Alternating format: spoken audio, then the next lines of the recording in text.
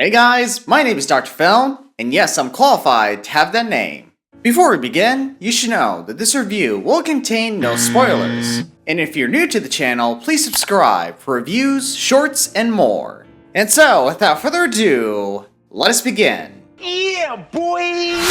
First things first, Robert Pattinson playing as Mickey Barnes was no doubt the best casting choice for this movie. Not only did he do so well transforming into this character, but he also did nicely playing two different characters, both as Mickey 17 and Mickey 18. And before anyone asks, yes, the CGI between these two characters were done so well. Not only that, the filmmakers did nicely with the production value behind this movie. All of it was done so well that you would find yourselves believing you're traveling with a bunch of colonists on the ship.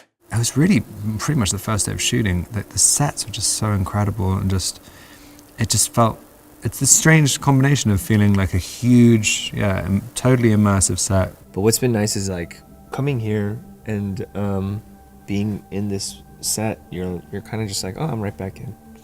It's not too hard to like imagine. We're not on a green screen, so I appreciate that.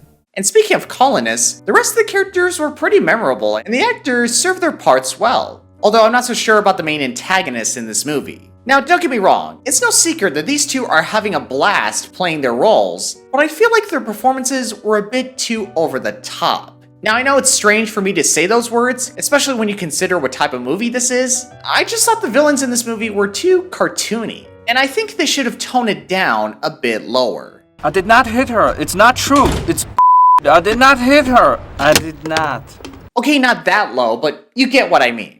And as for the dark comedy, I admit, some of the humor can be a hit and miss sometimes, but when the humor actually hits, man, they take full advantage of it. And last, but certainly not least, the story. The film is based on the 2022 novel, Mickey 7, written by Edward Ashton. Even with the absurdity in this world building, I was completely invested in our main character and what he was going through and such. But as soon as we get to the second half of the movie, I have to admit, I got a little lost in the story. And by the end of this movie, I felt...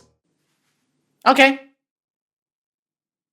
Where's the Batman Part 2? I don't know! Overall, my friends, I thought this movie was pretty solid. And I don't think it's fair to compare this movie with Parasite.